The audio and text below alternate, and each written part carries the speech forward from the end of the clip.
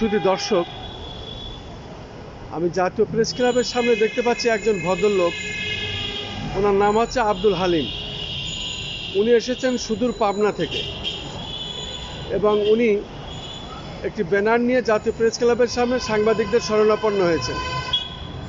উনি স্বাধীন দেশে বিচার চাই, এই হলো ওনার ব্যানারের শিরোনাম, এবং আমি এর বিচার চাই, এই হলো আজকে ওনার ভাষা। ব্যানারে ঠিক এইভাবেই লিখে নিয়ে এই ভদ্রলোক এসেছেন, এই হালিম মিয়া। আমি ওনার মুখ দিয়ে আমি জিজ্ঞাসা করতে চাই যে আপনি আসলে কি আপনার সমস্যা, কি আসলে বলতে চাচ্ছেন, কি বোঝাচ্ছেন আপনি? আপনি তো সম্পত্তি নিয়ে একটা গ্রুপের নেতৃত্ব দিয়ে আপনি এসেছেন, কারণ এখানে অনেকেই এই সম্পত্তিটা পাবে এবং এর টাকা মূল্য অনেক। পাশাপাশি রেলের কথা আপনি লিখেছেন। এখানে কোনো আদালতে শরণাপন্ন হয়েছেন কিনা, এবং এখন তো অন্তর্বর্তীকালীন সরকার, ডক্টর আমাদের হচ্ছে গিয়ে নোবেল বিজয় ইউনূস সাহেব হচ্ছে গিয়ে প্রধান উপদেষ্টা, ওনার কাছে নিশ্চয়ই আপনি আপনার দাবি জানাচ্ছেন। আপনার নাম পরিচয় দিয়ে ঘটনাটা বলুন। আমার নাম সৈয়দ আব্দুল হালিম ফকর, আমার বাড়ি পাবনা সদরে সিংগাম মৌজায়। হ্যাঁ, তা আমার জায়গাটা হচ্ছে রেললার মধ্যে অধিগ্রহণ করে, কিন্তু আমার এই জায়গাটা আমি সব মামলা জিতি। আপনার হচ্ছে নিম্ন আদালত জিতি, রিভিউ জিতি, আপিলে জিতি, কিন্তু আমার এই জায়গাটা জেতার পরে মিসকেসের নাম করে নিয়ে যা আমাকে বছর বছর হয়রানি করতেছে। আমার বাবাটা স্ট্রোক করে মারা গেছে এই মিসকেসে। আজ দেয় কাল দেয় ডিসি বলে বা আপনার এই অফিস বলে যে আপনি এটা দেওয়া অনেক দেরি হবে, হ্যাঁ, বা আমরা দেবো সামনে তারিখে আসেন। এইভাবে বছর পর বছর আমাকে আটকানো হয়।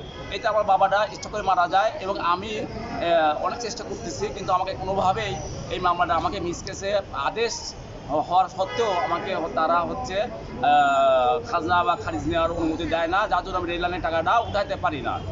আর এইটা সম্পূর্ণ কাজের সাথে করতেছে এই আশরাফুজ্জামান, এই আশরাফুজ্জামান বিশ্বাস। ওরা দুই ছেলে গুন্ডা আছে, আমার জায়গা দখল করে নিয়ে বা তারা ঘুষ প্রদান করে, এলে অবশ্যই ঘুষ প্রদান করে তারা হচ্ছে আমাকে এই মিসকেসে আমি যাতে জয়লাভ না করতে পারি, মিসকেসে আমি যাতে আমি আদেশ না পাই সেই ব্যবস্থা করে। আর এই দিকে পাবনা ডিসি অফিস একের পর এক আমাকে ডেট দিয়ে যায়, যাতে আমি যাতে হয়রানি আর হই, বা আমি যাতে প্রতি তারিখে আমি টাকা পয়সা খরচ করি,